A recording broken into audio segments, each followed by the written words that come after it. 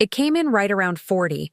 My husband Colin told me, sliding a folded invoice across the counter without quite looking at me while he said it. 42, maybe 43 with the permit fees. I believed him. Why wouldn't I have? We'd been married 9 years, and Colin had handled every contractor conversation for our kitchen renovation from the very beginning. I trusted him with it. The same easy way you trust someone to handle the parts of a marriage that genuinely aren't your strength. 3 weeks later, our contractor, a guy named Mitch, who'd done work for half our neighborhood, called our house phone by accident, thinking he'd reached Colin's cell. He asked casually whether we'd decided how we wanted to structure the remaining payment on the 110. I stood in my kitchen holding a phone against my ear, staring at brand new cabinets that were apparently $70,000 more expensive than my own husband had told me, and felt something crack open in my chest that had nothing to do with cabinets at all. "I'm sorry," I said. "Did you say 110? Mitch went quiet in the specific way people go quiet when they realize they've said something they weren't supposed to. "I think I should let Colin call you back," he said, and hung up before I could ask another question. I sat down at our kitchen island, the one Colin told me cost $40,000, the one that apparently cost almost 3 times that, and I understood with a slow, sinking certainty that the renovation was never really the thing I needed to be worried about at all. If you've ever caught someone in a lie by pure accident and realized it was just the surface of something so much bigger, stay with me, because what I found underneath that invoice completely rewrote everything I thought I knew about my marriage. My name is Marin. Colin and I had been together 11 years, married for 9. He worked in medical device sales, a job that paid well and came with genuine highs and lows depending on the quarter. And I taught high school English, the steady, reliable half of our household income. Colin was on the surface the fun one in our marriage, quick with a joke. Generous with surprises, the guy who'd randomly show up with tickets to something just because he thought I needed a good week. I used to tell my sister I'd won some kind of lottery marrying a man who still 9 years in wanted to plan date nights. We'd started the kitchen renovation in the spring, something we'd saved toward for 2 years, both of us genuinely excited about it in the way you get excited about a project that finally feels affordable after years of someday. Colin took the lead on contractor communication because his schedule was more flexible than mine, meeting Mitch on site during work breaks, handling the back and forth over material choices and change orders, while I focused on the parts I actually cared about: the tile, the paint color, the light fixtures. Looking back, there'd been small moments over that spring that I'd noticed and let go without much thought.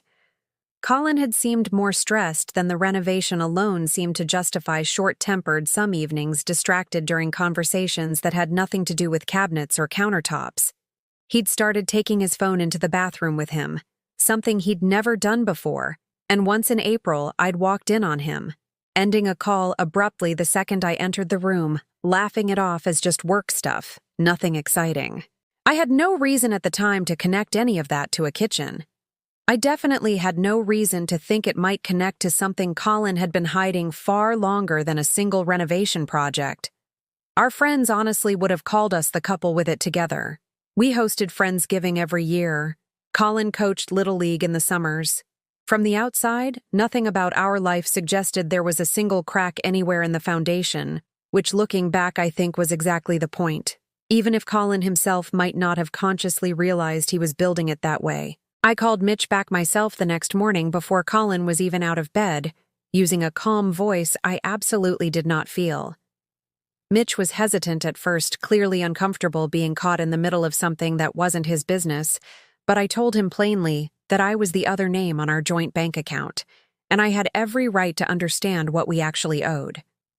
Eventually, he agreed to email me the full invoice history instead of talking me through it verbally, which honestly felt like a small mercy. I needed to see the numbers in black and white rather than absorb them secondhand. The invoice total was $110,400.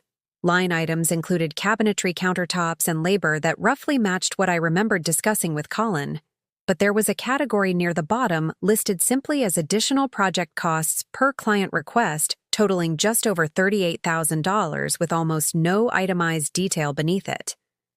I stared at that line for a long time. $38,000 unexplained requested by my own husband on top of a renovation he'd told me cost $40,000 total. I checked our joint home equity line of credit next to something we'd opened specifically to fund the renovation, and found that Colin had drawn against it in increments, not one clean withdrawal matching a single invoice, but 6 separate draws over 4 months, several of which didn't line up with any renovation milestone Mitch's official paperwork actually documented. One draw in particular jumped out at me: $9,000 pulled on a Tuesday in March, a full 2 weeks before Mitch's crew had even started demo on our kitchen. Whatever that money had gone toward, it wasn't cabinets. I sat with that statement open for almost an hour, scrolling back and forth between the draw dates and Mitch's own project timeline, which he'd emailed me weeks earlier as a courtesy, so I'd know when to expect noise and dust in the house. Every legitimate milestone had a matching, reasonable invoice attached to it: the demo deposit, the cabinet order, the countertop fabrication fee. It was only the 6 unexplained draws totaling that mysterious $38,000 that floated free of any actual project timeline at all, scattered across months in amounts that didn't correspond to anything Mitch's paperwork described. I didn't say anything to Colin that day. I told him Mitch had called to confirm scheduling for the final walkthrough, which was true enough not to feel like a full lie, and I spent the rest of that day quietly building a timeline instead, because I needed to understand the shape of this before I said a single word out loud. Over the next several days, I went through 9 months of bank statements more carefully than I'd ever looked at our finances before, cross-referencing every HELOC draw against actual invoices from Mitch, actual receipts, actual anything that could explain where the extra money had gone. What I found instead was a pattern that had nothing to do with kitchens at all. Several of the unexplained withdrawals, once I actually traced them, led to transfers into a personal checking account, under Colin's name alone, one I recognized vaguely as an old account he'd told me years ago he barely used anymore. From that account, smaller, more frequent transfers moved out toward a company I didn't recognize called Meridian Gaming Solutions. I sat with my laptop open for a long time before I let myself fully process what I was looking at. I searched the company name, and what came back wasn't a gaming software developer or anything resembling the tech industry I half expected. It was a payment processor for online sportsbooks and casino platforms, the kind of company that shows up on a bank statement as a bland, forgettable name, specifically so it doesn't draw attention. I went further back past the renovation timeline entirely into statements from the previous year, and found the same pattern in smaller, more sporadic amounts stretching back at least 14 months long before we'd ever broken ground on a single cabinet. My husband hadn't inflated a renovation invoice to pad a home improvement budget. He'd used our home equity line meant for granite and tile to quietly cover a gambling habit he'd apparently been hiding for well over a year, funneling the money through an unrelated project specifically because he knew I'd never think to question a contractor bill that closely. I thought about the bathroom phone calls, the short temper, the distracted evenings I'd chalked up to renovation stress. None of it, I now understood, had ever really been about the kitchen. I needed to understand the full scope of it before I confronted him, because I had a sinking feeling that whatever I'd found so far was only part of a much bigger picture. I called my cousin Ivy, who'd gone through something similar with an ex-boyfriend years earlier, and had always been quietly, carefully honest with me about how hard that period had been for her to navigate. She didn't judge, didn't panic, just calmly walked me through what she'd learned the hard way, that the number on the bank statement is almost never the actual full number, because people hiding this kind of debt often have more than one source of money moving in ways that don't show up in a single account. Following her advice, I pulled our credit report together, something Colin had always handled alongside the rest of our bill paying in a division of labor I'd never once questioned. Buried in it was a personal line of credit I had genuinely never seen before, opened 8 months earlier, currently sitting at just under $14,000, utilized against a $15,000 limit. A card I'd never signed, for never received a physical statement from, because Colin had apparently set the mailing preference to paperless routed to an email address I didn't have access to. I found a folder of old receipts in his car's glove compartment. while looking honestly for something completely unrelated, an oil change reminder I thought might be in there.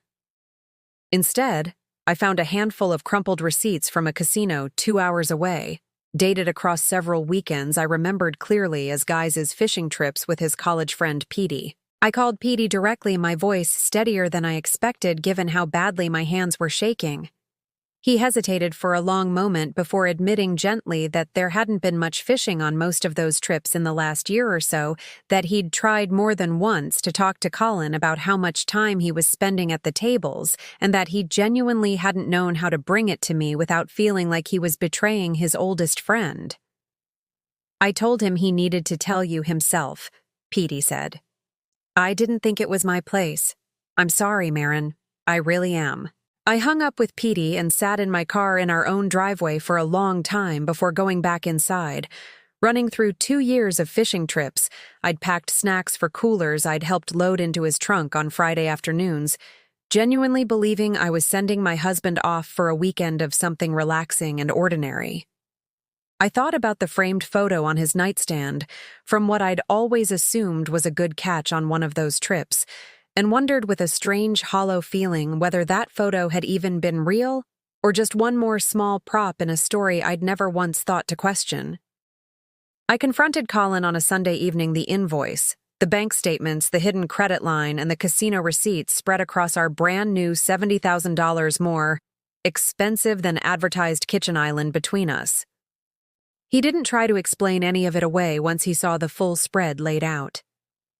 He sat down heavily on one of the new counter stools, put his head in his hands, and told me in pieces a story that had clearly been building in silence for far longer than either of us had realized. It had started small, he said, almost 2 years earlier, a fantasy football league that had somehow evolved into online sports betting, then into casino apps, then eventually into actual trips 2 hours away, where the losses had gotten bigger and harder to explain away as bad luck. By the time our renovation started, he was already deep enough in it that the HELOC draw had felt, in his own words, like the only way to buy myself more time without you finding out how bad it had actually gotten. I kept telling myself I'd win it back before you ever had to know, he said. And something about hearing that specific sentence out loud in his own voice made the whole thing feel even more surreal than reading it in bank statements ever had. Every time I lost more, the plan just became stealing a little more time instead of admitting it. I asked him the number that mattered most in that moment. Not what the renovation cost, not what Mitch was owed, but the actual full total across every account and every source of exactly how deep this had actually gone. He didn't have an exact figure, which was somehow the most frightening part of all. A man who'd once tracked our grocery budget to the dollar had lost count somewhere along the way of exactly how much of our life he'd quietly put at risk. I didn't want to burn our marriage down over this, but I also wasn't willing to keep living inside a version of our finances I couldn't actually trust. The next morning, I called a credit counselor. A coworker had recommended years earlier for an unrelated situation, and together Colin and I sat down with her to get a full, honest accounting of every account, every balance, every source of debt. No more paperless statements routed somewhere I couldn't see, no more separate accounts I didn't know existed. The full number, once everything was finally accounted for, came to just over $61,000 across the hidden credit line, the inflated renovation draws, and a smaller personal loan he'd taken out under his own name 6 months earlier that I hadn't even found on my own. It was a gut punch of a figure to hear out loud, but having the real complete number felt strangely better than the uncertainty had. I insisted, without room for negotiation, that Colin begin working with a gambling addiction counselor immediately, not as a punishment, but as a genuine requirement for us to have any real path forward together. I also insisted on full financial transparency going forward, every account under both our names, every statement mailed to an address we both checked, no exceptions carved out for just this one thing. We didn't finish paying off the full $61,000 quickly. It took real sacrifice, a second income stream I picked up tutoring on weekends, and Colin selling a car he'd always loved more than was probably healthy given everything else going on. But we did it together transparently in a way that felt fundamentally different from the year and a half he'd spent trying to quietly out-earn a problem he'd never once let me help him carry. The credit counselor, a no-nonsense woman named Beatrice, who'd clearly seen versions of this story more times than I could imagine, told us something in that first session that stuck with me long after the numbers were finally settled. She said the debt itself was almost never the hardest part to fix. Spreadsheets and payment plans, she said, are simple compared to rebuilding the specific kind of trust that lets two people actually look at their own finances together, without either one flinching. That part, she warned us gently, would take a lot longer than any repayment schedule ever would. Colin's been in recovery for gambling for a little over a year now. It hasn't been a straight line. There was one difficult month early on where he slipped, told me himself the same night it happened instead of hiding it, which honestly meant more to me than a perfect record ever could have. We've kept working through it together since, one honest conversation at a time. Mitch finished the kitchen beautifully for what it's worth. And I have to admit, there's something almost darkly funny now about how much I once obsessed over the exact right shade of cabinet paint, while an entirely different crisis was unfolding 2 feet away from every conversation about it. Petey and Colin are still close. I've thanked him more than once for the honesty he gave me on that phone call, even though it clearly cost him something to give it.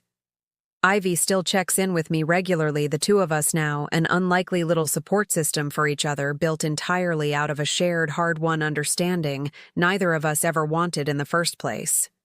I look at that kitchen island most mornings now and think less about what it cost than about what it accidentally uncovered. I don't think I'll ever fully separate the two in my head, the granite countertop I genuinely love and the phone call from a contractor who thought he'd dialed the wrong number, and without meaning to, gave me back the truth of my own marriage. I don't know if I would have found any of it on my own without that accidental call. I try not to think about that too often because it makes me a little sick to imagine how much longer $4,000 might have quietly stayed $11,000 in my head if Mitch had simply dialed the right number that day instead. Beatrice still meets with us every other month, less as crisis management now, and more as maintenance, the way you'd get a car checked even when nothing seems wrong with it. Colin goes to a support group on Wednesday evenings that I've never once asked to sit in on, because I think some parts of his recovery need to belong fully to him, separate from me, in order to actually hold.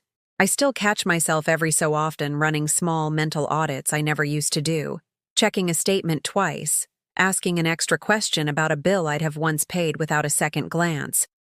I don't know if that instinct will ever fully soften back into the easier trust I used to carry. Some days I think it shouldn't, not completely, and that a healthy kind of watchfulness might just be part of what a marriage looks like after something like this. Other days, watching Colin genuinely visibly try, I let myself believe we're building toward something sturdier than what we had before, even if it took a wrong number and a very expensive kitchen island to get us here. If a contractor, a bank statement, or a random phone call accidentally exposed a secret someone you trusted had been hiding, would you have confronted them immediately, or dug for the full truth first the way I did? Tell me honestly in the comments. If this story hit close to home, share it with someone who might need the reminder that the real number is almost never the one you're first told. Colin told me the kitchen cost $40,000. It actually cost him a year and a half of silence, a hidden credit line, and almost everything we'd built. And it took one wrong number dialed by our own contractor to finally bring the real total home.